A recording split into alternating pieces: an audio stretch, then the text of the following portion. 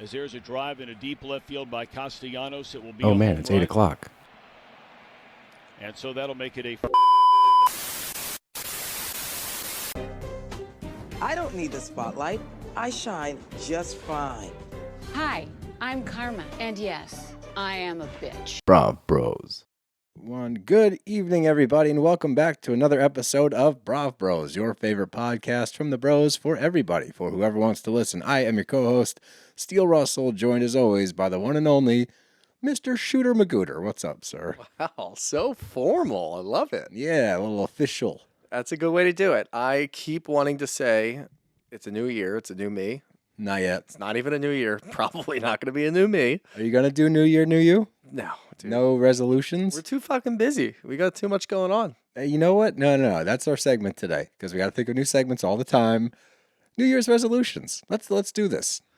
Oh, boy. Give me yours. Give me 2 resolutions. I never do the resolutions because I never think of anything good enough that's like, oh, yeah. Give me one realistic one and one But long shot. That's the problem. I don't think about these things ever. Well, you should always be striving to better yourself, Steele. It shouldn't matter if it's a new year or not, buddy. okay. I actually appreciate that more that you're not All out right, there fine. billboarding it. Here's But you one. got to play the game. Here's one. I need to stop losing my fucking voice. I agree with. It's a big problem. Yeah, I don't like that one either. Yeah. I do like For that me? one. I mean, I don't like you losing your voice. Yeah.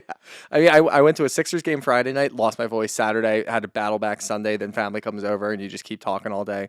And our job is to talk as well. The money maker, dude. I know. I don't know what happens. It's the heat of the moment. You just start yelling, you know? It was the heat of Maybe the I become like a moment. whistle guy. Like a whistle guy. No. I can't stand that. Please don't. What do I do? Clap? Yeah. Your hands? Yeah. Everybody? Everybody, clap your hands. I guess we're musical tonight. I was going for the Sixers song, but yeah. Oh, clap your hands, everybody. Philadelphia 76ers. This is where we are now.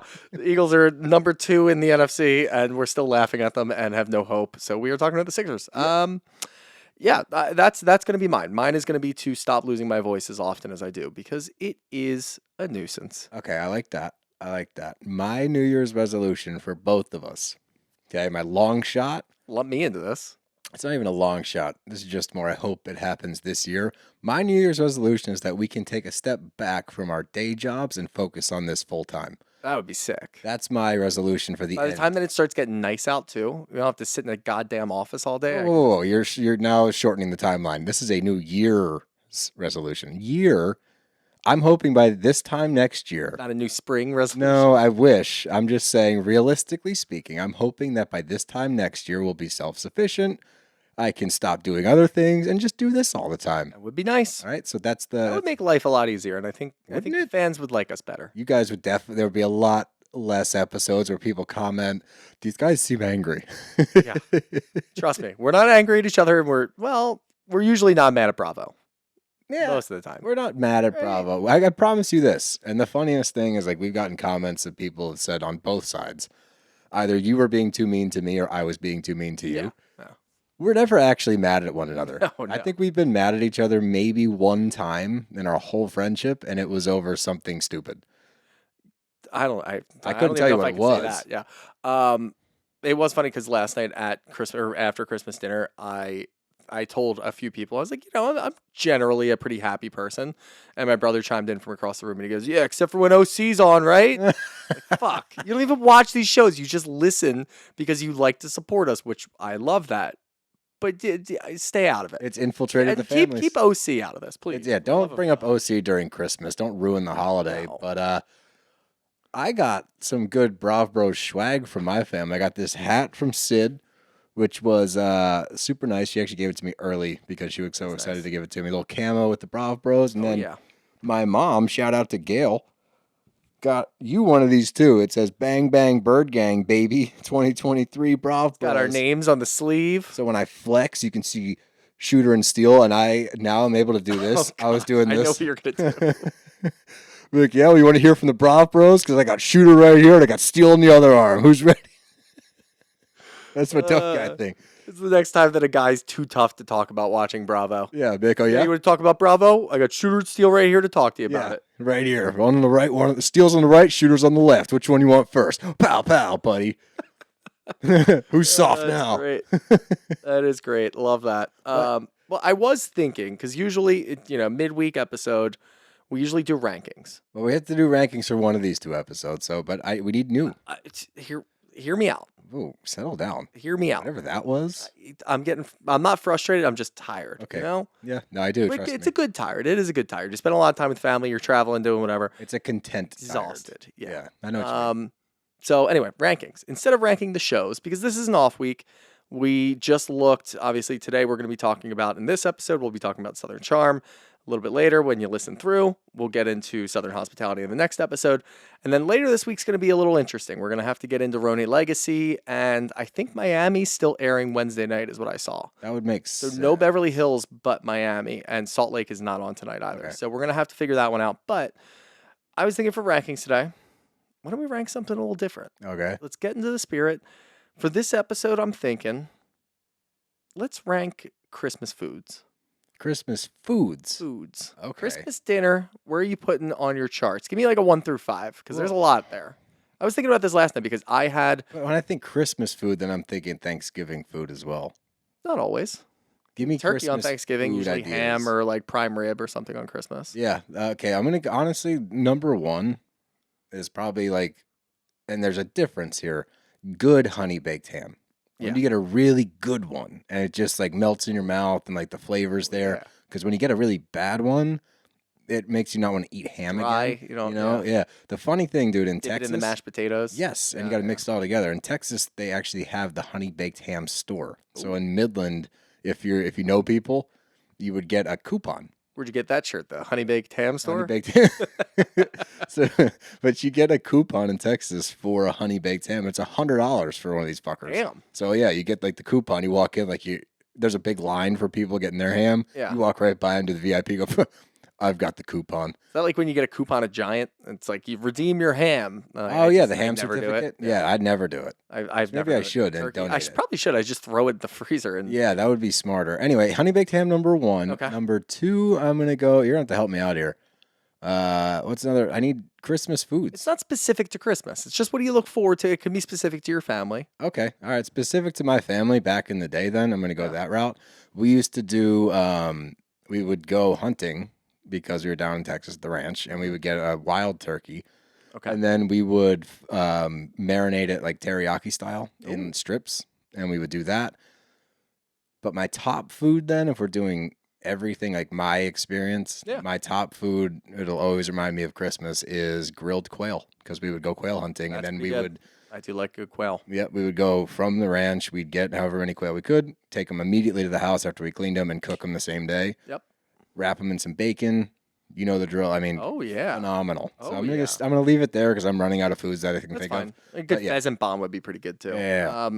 Not very surprising at all that you selected 3 meats. Yeah. Big meat guy. Big meat guy. Big meat guy. Huge. The reason that I brought it up is because I had, and it's a good problem to have, but I had an issue last night. Everything on the table I wanted to eat. Like, sometimes there's like a couple, like, especially on like Thanksgiving, there's just so much crap. And it's like, all right, I can skip like maybe the cranberry sauce. I can skip this, corn dish or whatever over here. Last night was every single thing that was on the table I wanted a little bit of. I get that. And I ate way too much. Yep. I got very full. And I also had an edible. So I was away, far and away. I think I texted you guys and said, hey guys, Merry Christmas. Anybody getting off that edible or what? Hey, Merry Yeah. Christmas. Merry Christmas. Merry Christmas. So mine is at the top is mac and cheese. Just a good, nice baked dish of mac and cheese. It's I like always a so good baked mac. My mom threw in, she did twice baked potatoes last night too. Those are good. Those were so good. A little sour cream, a little cheddar, and some bacon on top. And then I love prime rib on Christmas. That's like a newer thing that we started doing. And Prime rib. that's when it's done right. It was, I don't know, it was like 12 pounds of it. And you have to do so much. It was great. It was delicious. It was Sounds lovely. just, the whole house just smelled lovely. And I've got another one for the next episode too. Oh, great. Well, That one will be a little easier, I think. I've got an amendment to mine too. Now, ever Okay. since I'm Devin, throwing sides in, yeah. ever since Dev and I have been married, like her Christmas is very Italian themed. So I would be remiss not to include, like last night, what did we have? I ate so much. We had homemade meatballs, we had oregano, we had tomato pie. Man, what else? Chicken fingers. Gotta throw in the chicken fingers. from Maria's, Oh, yeah. which are phenomenal.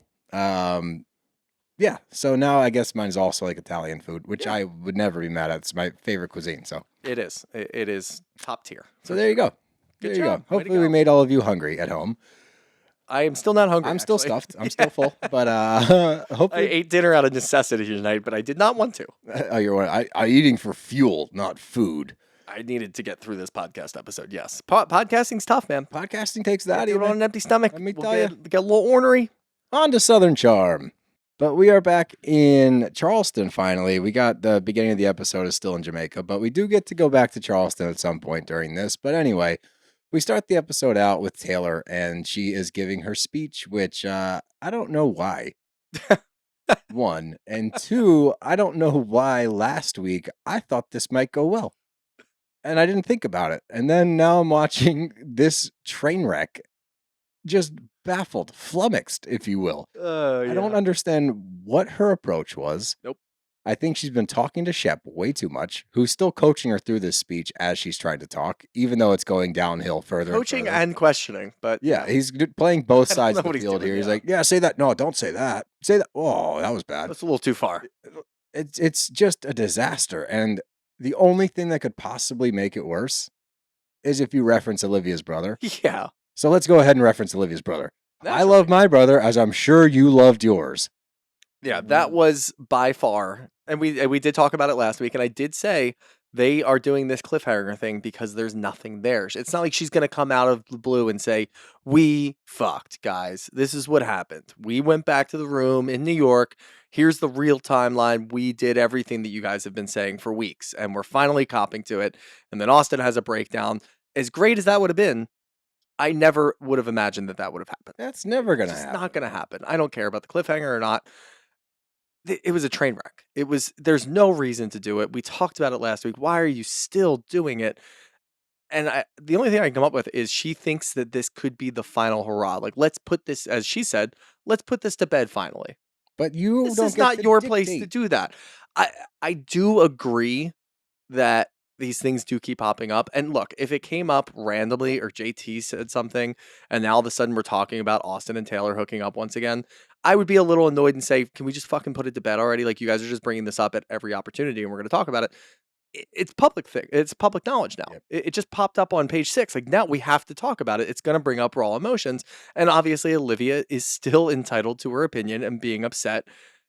I know what she was trying to do. That was not something that Taylor completely overlooked. That was not a dumb moment by Taylor. She thought that she could relate how she feels about her brother to how Olivia felt about her brother. That was her Hail Mary. It makes no sense. And the whole issue was Olivia said you talked to your family about it and you guys were playing the semantics game. Yes. I talked to my sister about it. I talked to my brother about it. You would talk to your brother if you were in a similar situation. Oh, wait, you can't. That's what she did. More or less. And it's like, what the fuck are you doing? And the fact that Shep was even trying to stand up for her, the fact that Whitney was standing up for Austen, none of it made any sense. It was a complete clusterfuck. But this is why I love Bravo dinners. Especially these Southern Charm dinners, because this is all real, raw emotion. And like, I'm glad this one went a different direction than the other dinner went, where, you know, it's a very similar format. JT speaks up again, Madison's chiming in. However, last time when it was happening, Austen got off the hook kind of, because everyone was laughing at JT and everyone's kind of letting Austen off the hook as he normally does. Like, he just gets a pass for some reason. This time, JT, it landed when JT was talking. People weren't laughing at him, and it was much more, He's sitting over there with his feet up, yeah, which wasn't great. taking way too much pleasure in this. Yes, but he was also more composed with it. It wasn't so much like, look at me, your knight in shining armor. This moment actually felt more like, Austen, dude, like, what the fuck are you doing? This is Yeah. bad. Like, you look like an idiot. Like, fess up or come clean or whatever. Just I stop think it's being an because idiot. he wasn't doing the, like you just said, he wasn't doing the knight in shining armor thing. He wasn't even going after Austen for Taylor's sake. He was completely looking past Taylor. Yeah, it and was just just going after Austen-centric. Austen. I think that's why it hit more, because it showed that he had like a clear objective here. Maybe. It wasn't one of those, I'm going to go after Austen to try to get the smoke off of Taylor a little bit. It almost looked like he kind of just accepted Taylor's fate. Like, hey, you just made your own bed. You got to go lie in it. I'm going to go after Austen because he's not getting off the hook this time. And people agreed, partly because Austen burned the bridge with Madison. That's exactly why. Madison chiming in and getting the people going. people will respond well to her. And if nobody's doing it, if JT's going to start it off and Madison's going to continue it, other people will step in. And it was a heated moment. It was, but it was one that was necessary and important, I think, because maybe now Austen won't get a pass. They might actually hold his feet to the fire. Craig's been trying to somewhat, but at the same time, he's being a supportive friend, so it doesn't ever get to a point of like, you need to do this. Whitney clearly is going to have his back. There's so many cop-outs amongst the group for Austen, and it feels as though it's wearing thin a little bit, and maybe he won't be able to hide behind it. But the craziest thing that happens during the scene is the fact that Taylor and Austen are like, we're done, we're sick of it. We've talked about this already. But again, this highlights the fact that this is not yours to dictate. It's actually completely the opposite. This is all on Olivia, and she's not over it. And yeah, it keeps getting brought up. Yeah, we at home can also agree that this is getting annoying. It is getting very annoying. And I'm tired of hearing about it, mostly because we do this for pretty much every storyline that just kind of runs its course. There's no new information. Yep. And I don't care if their stories aren't adding up. And again, in the moment, if I'm Craig, I'm a little pissed off that the stories aren't adding up. I'm going to point that out. Sure, fine. But at home, we've heard the same thing over and over and over again. I'm tired of it. I am done with this thing. Shut up and like, can we just move on? Especially if Olivia is going to text Austen the next day and live text him about the fucking Oscars. That's what I'm saying. That makes no sense. Like, you do not. I agree that you are the victim in this. You lost a best friend who betrayed you with your ex-boyfriend. That's a problem. All three should just completely cut ties from each other. It's not happening because Olivia is getting upset and then she's texting Austen. She's going through the cycle. And I'm at the point now where I'm not going to give Olivia a pass anymore. You can't keep doing this and expecting different results. You can't keep leading Austen on with text messages about being friends or whatever the hell else is going on, and potentially even like going over to his house and hanging out and taking your bra off, those things. You can't do all of those things and be mad at him at the same time. Pick a lane, figure something out. I agree. You have to pick a lane, one side or the other. I think my biggest issue with that is not so much if she's having a hard time figuring out where she stands with Austen, that's one thing. But from him saying, and we have heard elsewhere, I won't say where, but we've heard elsewhere that this was an ongoing theme where she would act one way in person versus how she was in text messages. Yeah. Now, if she was having a hard time pinpointing what this friendship with Austen was, and that's why this was happening, okay, I can give you a pass. I cannot give a pass because for me, it seems like she's trying to save face in person and wants to be like, yeah, fuck Austen. Like in the group? That. Yeah. Yeah. When she's in the group amongst other people, she wants to maintain that he scorned me, I'm not over it. Right. But behind closed doors, she wants that friendship. And I think that it's simply to save face. It's not because she's battling, do I like him, do I not like him, do I want to be friends with him? She's just not trying to not look stupid again. Yeah, and that's fair because you've got Taylor on the other side of the table who does look stupid. Totally. And she does the things like accept Shep back and try to mend some weird relationship with Shep and text him and say that you want to come over and ask him about his dick and things like that. Taylor looks like an absolute idiot. However, Olivia's doing a couple of those things when it comes to Austen, but she is saving face in front of the whole group for that purpose of not looking like an idiot. That's what I mean. That's exactly what she's doing. Yeah. That's actually a really good theory. I like that. Yeah, you like Good job, that? dude. Thank you. But moving on from there, we get this. This was the worst scene all season because this is just showing you exactly how she actually feels about it. Dumb enough to talk about it this loudly. She should know Olivia's next door, right? She's a moron. This is crazy that you could sit there and maybe she was really drunk. Her brother also sounds like a moron, but you know what? I'm not going to even hold it against her brother because we don't know what Taylor's telling her brother. That's she could be telling one side of the story and completely leaving out all of the information, and her brother's just there to defend his sister. And I get that. I get that, but doing it on FaceTime, that's a production thing. I understand that you need to do that. You can't be on the phone with somebody. You need to be on FaceTime if we're going to hear the whole conversation. I get that. Don't do it on the balcony. Shut the door. Don't be stupid. You know Olivia is going to go back to her room because she's upset too. You thought you were alone. Like the stupidity just blows my mind. It was nuts. And like she's talking about how she's pretty much saying like I'm the victim now. And she's stuck on the number of apologies she's given. I've apologized 4 times. It's like, all right, stop apologizing, but don't expect it to be okay. It doesn't mean you have to keep throwing yourself out there and getting shot down. It means she's not ready to accept your apology yet. So you getting frustrated and saying the same thing, she's frustrated also, by the way, because you still haven't gotten it. It still hasn't clicked for you. I love when she says, I've never had a friend tell me that she doesn't trust me because I made a mistake. I made one mistake, and I've never had a friend treat me like She's this. doing- I've never You've never had a friend. Hopefully, you've never been in this situation before. Yeah. Maybe that's why none of this has occurred to you. But yeah, she said hate because she hates you. Yeah, it's There's not no that hard to She's figure like, out. I don't get it. It's because she hates you. You know what? She's never been through it before. That's point A. Point B, her coach is Shep. Yeah, That's a terrible idea. And point C, Austen just wants to save himself. that's it. I have never once seen Austen step in and try to protect Taylor during No. any of this. He realizes that this is wrong. And he wants to disassociate himself. Like, yeah, we did ridicule them for hanging out afterwards, but since then they haven't been together in the same room. No. JT and Taylor are hanging out in the same room. You didn't see Austen going into her room during Jamaica. JT and Taylor, let me squash Well, this we right can get to now. that when Rod and All right, JT I'll are wait. talking on Okay, let's FaceTime. finish this scene then. As they're FaceTiming and all that stuff, we cut over to Olivia's room and she hears this entire thing. And the worst thing that she could possibly say, and she shouldn't have said this even if she was behind closed doors, is I don't regret anything. They weren't even ever dating. I don't understand what the big deal is.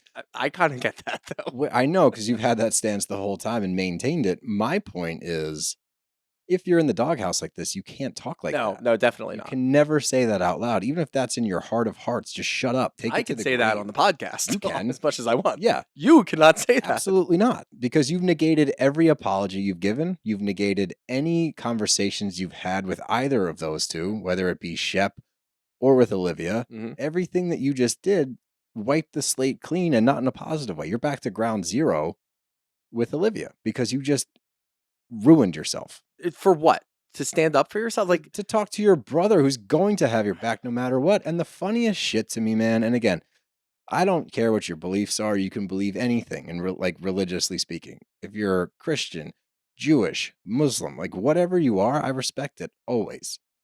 What drives me crazy is when someone does something bad, i.e., Taylor hooking up with Austen behind Olivia's back, and the thing to fix it all, what would Jesus do? You know what he probably wouldn't do is hook up with your best friend's ex. Jesus probably wouldn't do that. You know what else he wouldn't do? Lie about it. So now you sit here and use what would Jesus do to make yourself feel like you're a righteous person. That's bullshit. If you live and die by the book, i.e. the Bible, then in this moment of all, you should be like, yeah, I need to look inward. I messed this whole thing up. What would Jesus do? He would apologize relentlessly. That's WWJD. yeah, maybe. I think she's a bad Christian because she doesn't understand what Jesus would do. No, I know. She but my hasn't done point- one thing that would be taught as a good like faith value, a I good core agree, value. She but hasn't done one of why- those That's things. what pisses me off. It's like, yeah, you're right. You're right. What would Jesus do? He would just be quiet and move forward. It's too late for that. You should have done that 6 weeks ago. That, but it doesn't vindicate you because you're Christian and saying, what would Jesus do now after the fact, after you then went on FaceTime with your brother and talked shit about Olivia and got caught. And now it's what would Jesus do because it makes you feel better. You're still a shitty person. Just because Yeah. you drop a WWJD doesn't nullify all the dumb stuff you've done and doesn't make you a good person. Yeah. If you're Christian and believe in that truly, then live it. Live it. True. Don't back it up because you fucked up and now you're a Christian. What happened? What WWJD when your tongue was down Austin's throat? It just kind of sounds like that's how the family is. It's And just- it look, we drives only me got like a crazy, little bit of bro. Taylor's parents. But Olivia's brother just died and she shows up and her mom's like, check out this lake. That's what God made. It's I like, know. Your brother just died. Like, I know. no. I know. It's just that's when I get irritated. I know. I do get that. But at the end of the day, Taylor's a shitty person. Yeah. And we finally see her true colors. She finally yeah. gets through. And Olivia was there to hear it. And that's really all that matters because that's closure. Yeah, At you the know end what of the it day, is. like, you know what we've been going through? It's the constant battle, the constant struggle of, you know, she keeps apologizing, but like, I'm going to be nice to her because I still do have love for her. I'm just really confused as to what the fuck was going on and why she did this and why she betrayed me. You just heard her on the phone with her brother, who she just said is the closest person to her in her life and the person that she talks to about her real things. She just said something very real and it was very damning towards you, Olivia. And you overheard that. Like, that's closure. You're done with Yeah, this. walk woman. away from Yeah, it. get the hell away from her. It's not getting better. But before we get to JT's apartment, I do need to talk about Madison and Craig, only because do you think that we hiccup because we were once fish God, I hope so. and we forgot that we're not fish anymore. I think the bigger problem is that Madison didn't really believe that she wasn't a fish. You know what I mean? Like she was just like, I'm not a fish. I'm not a fish. Like, no, you got to believe it if you want it to stop. I believe Craig. I had literally the same thought process. I was like, if she really bought into this shit, got into it. you really need, you got to sell it. Yeah. You really got to sell it, and you're not. You really have to live that life. You feel, I think you're still questioning Craig's logic, and that's bullshit. So. You got to buy in. That's so funny. We're stupid. But we get to JT's apartment, and I love that they highlighted the unused condoms as he tossed them to the side. Yeah. But these two idiots, man, Rod. Wait. What? When they said unused condoms, I was like, that'd be weird if they were used. Like, you just say condoms. Is he collecting them? He's nailing them up on his wall. He might, honestly. Finally got He's timing his laid. mom. Check it out. Yeah, I finally got one, Mama. I'm putting this next to 1998. Remember her? Oh, God. Anyway, maybe 98. How old is JT? Well, maybe 2008. I don't know. JT could be anywhere between like 32 and 48, and I believe it. But these two guys are sitting there, and this is the worst possible thing Rod could do. And Rod, at the very least, seems somewhat normal and understands how things work. At least I thought so. The more and more I see him, the less and less I believe that. Because he's like, there's something there between you and Taylor, man. There's just something there. You guys are giggling. I can still hear you giggling behind me.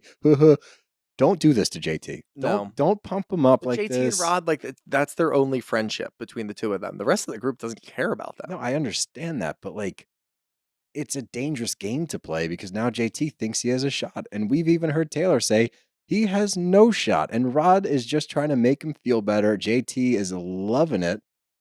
But don't say there's something there. There's not, sir. There simply is not. And you're leading this poor man on.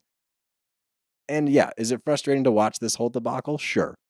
But it's going to get a lot worse if he actually thinks he has a chance. And let me just lay this out there right now and clear it up, like what's happening. Taylor is your friend by necessity. Yeah. She has nobody else in the group. Why do you think she's sitting there smiling and laughing on the plane ride home with you? Because no one else is talking to her. Nobody will talk to her. It's not by chance that you two are sitting together, but it's also not because she wants to sit next to you. You're the only one that will let her do anything, and she's not the bad guy because you love her. Yep. That's it. Good point. They're friend by necessity. Friends by necessity. Yeah, let's not get it crossed. I don't think that JT ever thought, like JT coming home from Jamaica, he said that she hung out in his room and they hung out on the balcony multiple nights. He came back from that Jamaica trip fully convinced that he has a shot. I know he does. I don't think Rod saying that changed it at all. He was already at 100%. It doesn't change it, but it solidifies it. Maybe. And this is coming from a place of I feel bad for JT. Yeah, and that's just like no situational awareness either. Again, I kind of think Rod's normal, but Taylor has the plague. Everybody needs to stay away from her. You don't want to get caught up in her shit. Don't ignore the elephant in the room and say, well, you know, that girl Taylor seems like she's no, not that girl Taylor. The girl who just got up and cried in front of the whole table and then brought up Olivia's dead brother. Like, that's crazy. Don't even talk about insane. her. Just leave her out of every conversation that you have, or you're going to be associated with her. JT is already done. He's dead. Nobody gives a shit about JT. Nobody cares what he has to say. And he's associated with Taylor, and he's completely fine with that. Let him live that life. You need to get out and run, dude. You do. And this is coming from a place of caring now. I know that was actually a place of caring for Rod. We know we give you shit, but I don't have any issues with Rod. I just think, Oh, no, Rod bugs me more than JT. That's fucking insane. Rod hides behind like the hurt puppy dog. I've been scorned even though nothing's happened. I just He has no ground to stand on to be this. He's fine. I mean, he dated a girl. He really liked What her. do you mean dated? I see. Every time he dates. Went on dates. That's not dated. Dated implies an emotional connection. Going on dates is different. Bro, you are out of the game. I have. You are married. You've been married and you've been in a relationship for years. It's fair. Your beautiful daughter's here to visit. Let me tell you about dating, all right? Let me tell you something about dating. Let me show you an app real quick. But what was that laugh?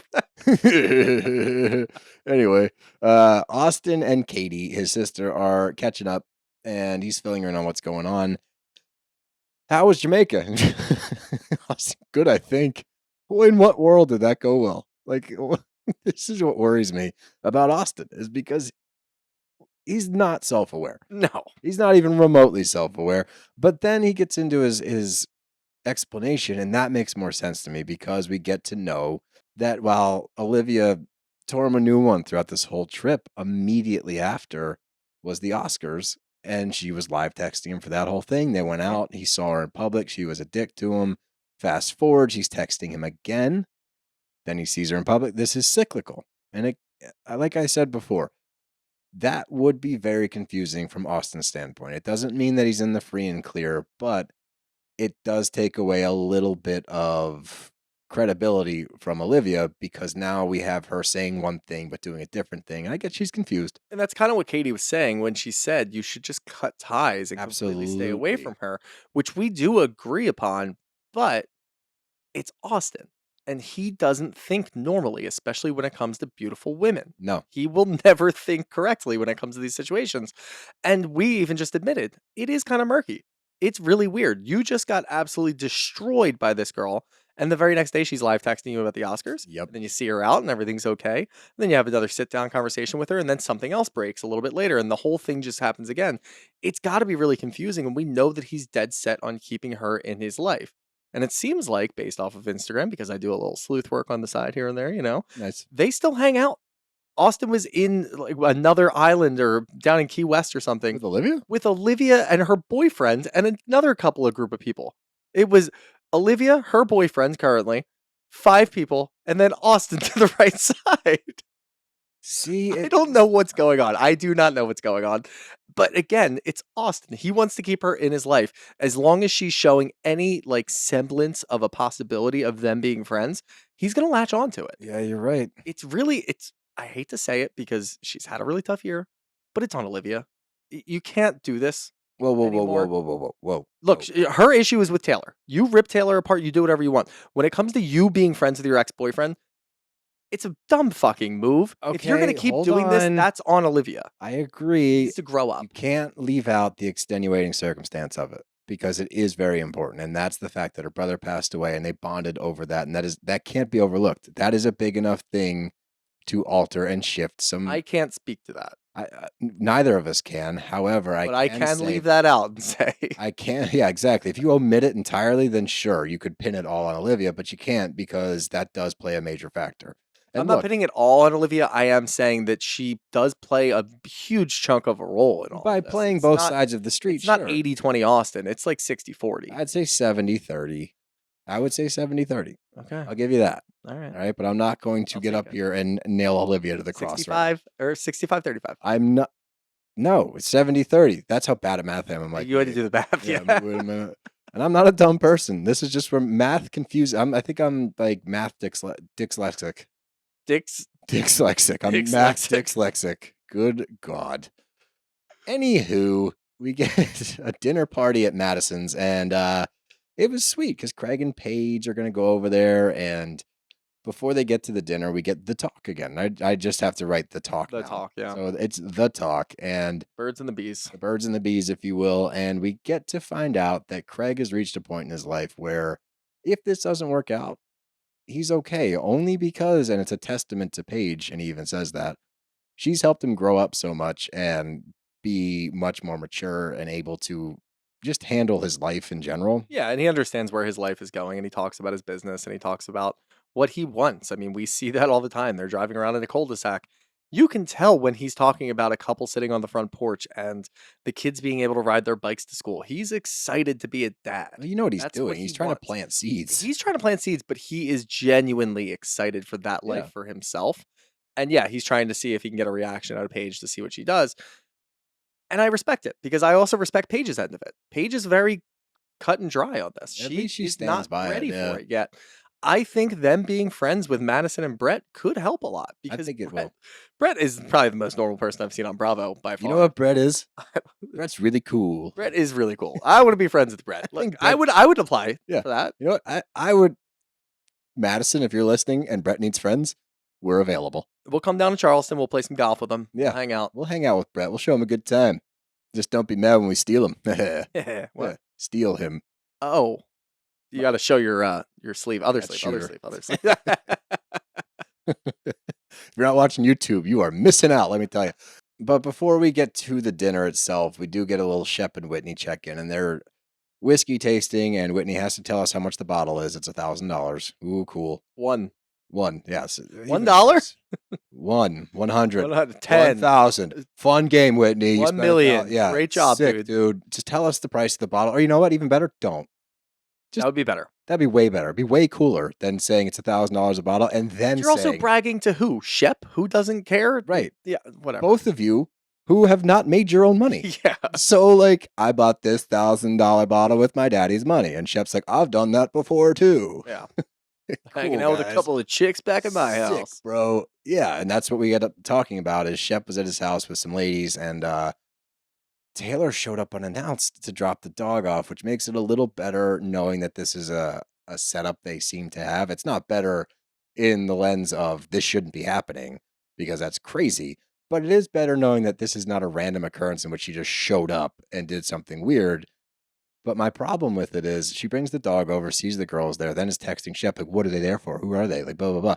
None of your business. Take your dog home. Take your dog home. Take your dog home and get out of here. Like, Two, shut but up. This is where it's tough, man, because, like, during conversations with Whitney, Shep during conversations with Austen, Austen during conversations with other people, everybody that's an idiot on this show, on the dude side of things, which, let's be honest, the only dum-dum when it comes to the female side of things is Taylor right now. Yeah. All the other, like, the women of this show handle themselves very well. They are on top of their shit. They don't put up with shit because they've been around these morons their whole life. Good point. But when you get the dudes one-on-one, the thing that sucks the most is when they talk, they're able to understand a lot of the dumb shit they're doing. They just talk about someone else doing it. That's really frustrating. To watch Shep talk about Austen, Austen just, he can't grow up, he can't this, he can't that. When it comes to ladies, he's an asshole. That's you too. You're able to pinpoint it with him, but you can't look inward. Austen will do the same thing about Shep, right? Everybody's able to do it about the other dudes in the group. They just can't do it about themselves.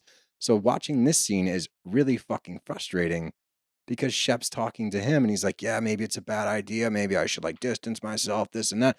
You've known this the whole time, but you can't let go. Austen, you can't let go. You guys have this weird possessive thing over women that you've dated. And I don't get it. I don't understand what it is. I don't know the necessity to ice other dudes out of the picture. The fact that Shep can be visibly jealous of JT, who has no shot, but he's giggling with his ex-girlfriend, and now he's pissed off at JT. Like, these guys need to grow the fuck up and get over it. If you're going to be in this incestuous Charleston where you guys cannot seem to not hang out with your ex, then at least get to a point where you don't look like such a bitch because you can't get over your ex. Like, it's driving me nuts. Yeah, I said it because I'm so sick of Shep. Oh, that's just a really good point. Yeah, like, if you aren't able to handle it, then fuck off. But you can't play both sides of the street because, again, I'm not giving Taylor passes here, but I'm trying to see it from a place of she's going through so much. She's such a fucking disaster. She's a dumpster fire. Everything she touches is getting fucked up right now. The last thing you need to do is be around Shep more. Shep, the last thing you do if you actually care about this girl is putting her in that spot. Drop the hammer. Get away. Go away. We're no longer conversing. You're not coming over. Austen, drop the hammer with Olivia. Hey, until you figure out what you want from me, don't talk to me anymore. For your sake. That's being a good friend. But these guys can't get out of their own way because they have that inherent need, that want, that urge to be connected with these women that they no longer actually care about. It just makes them feel better about themselves. I wouldn't say that Austen and Olivia are like that. It's Shep and Taylor is a completely different issue. Austen and Olivia, Austen still is madly in love with Olivia. I agree with that. Still wants her in his life and definitely still wants to date her. He's just trying to tread the water of, it's a really weird time right now. I don't think this is the right time it's making it to make a move worse. on her. It's like, yeah, you think so? I think that the biggest underlying issue of all of this, everything that you just said makes a lot of sense. Yeah, that's a really big problem. Good point. That is a red flag right there, That's pal. Really, Yeah, you really can't be making too much sense. I'm way too logical on Yeah, this. there's way too much going on. You're there. right. You know what? Poop. Yeah, we're actually just going to How cut about the that? last 3 minutes Yeah. of you ranting to nothing. My bad. That's my bad. That's on Let's you. just go to the dinner gotta party. be better. Yeah, I will be better. Look at yourself in the mirror, Steele. Look at yourself in the mirror. But we get to the dinner party, and it's cute because, like, Craig and Paige are nervous. It's their first ever dinner party, which is even funnier when it's juxtaposed to Madison and Brett. I don't know if Brett's never done it, but I know Madison's never hosted. Like, she's fully buying into the being a housewife thing, which is really sweet. Like, she's calling Patricia to figure out how to set up the dinner to make it look right. She's starting to really get into it. Like, she even says, like, I'm getting kind of OCD about this shit. I want everything perfect and in its place. But it's just cute to watch at least some people in this group of crazy people grow up a little bit Yeah. and take And have take a some- normal scene where they Yeah. can talk about adult things. That's what the best part about this scene was like this pairing makes so much sense, and I never expected it. I didn't expect it at all, and I completely ignored the aspect of Brett coming into a new city, not having friends. Mhm. Hey, Paige, it's possible. And I love and I know for a fact that Madison coached Brett on what was without going a on. doubt. Like, hey, we want Paige to move down here because if they're a couple and they live down here, they're going to be the only couple that we hang out with. They're going to be the only normal people that we hang out with. So we're going to want to see them as much as possible. They're more normal than us, Brett. To get away from these idiots, we're going to have to just hang out with these two. So we want Paige down here. She's having a hard time. Craig already said that she wants to come down and make friends with people, and she loves me, so she can make friends with me. You're going to make it seem easy to make friends down here. And we're going to be able to get this done. Madison can do that easily. And Brett seems to love Madison so much that he's like, yeah, I completely understand that. Let's just go ahead and do it. It was great. It was a nice, wholesome scene. I love Paige and Craig. I love Madison and Brett. Never thought that I'd say that before. I love all four of them together. I want them to get together and live at a big old house and just start have a some new fun. show. New show. Yeah, Yeah. why not? Southern great. Charmed. We'll workshop that. We got to workshop that. We got to Yeah, workshop no. that. No, I didn't mean right now. Charmed, I'm sure. No, that ain't it. Charmed, I'm sure, sounds like. Well, there was that show called Charmed. There was Charmed. I never watched it. It was on what WB. It was just always on. Yeah, I know. What show is it? It was WB? WB. I think so. WWWB. Is that the frog? Yeah. But that takes us to the questions. And up first from Valejandra Deeks. I believe that's it. More lack of self-awareness, Shep or Taylor? Shep. Shep, just because he's done it for years. Taylor, we know what's going on. Yeah. Doesn't excuse anything, but yeah, Shep, by It far. does not, but yeah. From RL Petty 24, how great would it be if the DMs about Angie K were from Jen Shaw? Wrong show. Wrong But show. you know And, what? Shooter had that theory. Yeah, I've got that theory. We'll just sit on that for a couple more weeks. We'll see what happens there. From Southwest Sandy, is Taylor done or is there coming back to the cast / her friends? What? I think she's done. I don't. I think she's done. I don't see. This goes back to the Scandival. I know. meter. Look, it's the best season of Southern Charm we've ever had. Of Yeah. course, if she wants to come back, she will comes come back back. and she's dating JT. Well, she's dating Rod. Honestly, bro, her only route back into the good graces of people might be through JT. Yeah, but nobody's going to take either of them seriously, though. Exactly. I say she dates Rod. And then that doesn't make any sense, and people are going to be like, she's doing that just because. JT makes don't- more sense. Okay, all right, fine. I think that smooths things over because people will be like, oh, wow. Oh, wow. From Anusi811, did Craig telling Paige he'd be okay without her all of a sudden make her worry yet want him more? I don't think so. I think to me watching that scene, what I got from that comment was more the fact that they are real with one another. Right. Like where he's not afraid to say that to her, knowing that she's going to take it the correct way. Whereas if you're in a relationship with somebody, guy or girl, doesn't matter, that you're not super comfortable with and you drop that line, it's going to have them questioning everything. Whereas I think they're at a place where Craig can say that and she understands like, oh, wow, I've matured you so much that you know like your life will continue on after this if needed, but hopefully not without me. It's not so much like a check where she's like, oh shit. Yeah, I don't think they've had this conversation so many times and it's always gone the same way that I honestly think that Craig just got to this point and said it. I don't think he has an ulterior motive. I No. don't think he was trying to light a fire under her ass or maybe show her that, he's going to stay here regardless. I think that they're both pretty steadfast in staying.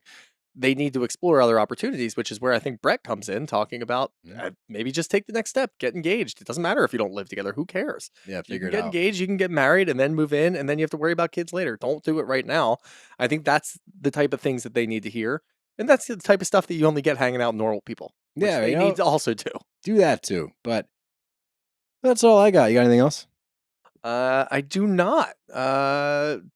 Yeah, no, I got nothing. Well, make sure that you buy tickets to our live show January 25th. It's a Thursday night at the Green Room 42 in New York City. It's in Times Square to be exact. So come out and support the bros. It's our first ever solo show. We are headlining this, John, so we need as much support as we can get. We need them ticket numbies to be up so we can continue to do more shows across the U.S. We want to do a grand tour, if you will. We want to go East Coast, West Coast, South Coast, North Coast. A 2-man show. Yeah. Well, I mean, yeah, I guess it is. Yeah. Yeah, it that makes it literally sound is. less cool. So, Sounds kind of hot. not really, because, well, You just go like this. oh, you're right. Shoot or steal. You just missed out again if you're not watching YouTube. You're really missing out on a lot of visual bits today. So if you're not a YouTube subscriber, go ahead and click that subscribe number. Damn it. Button. Ugh, so close to a clean plug. Whoa. I don't like that term. Oh, man. Yeah. BravBros are out of here.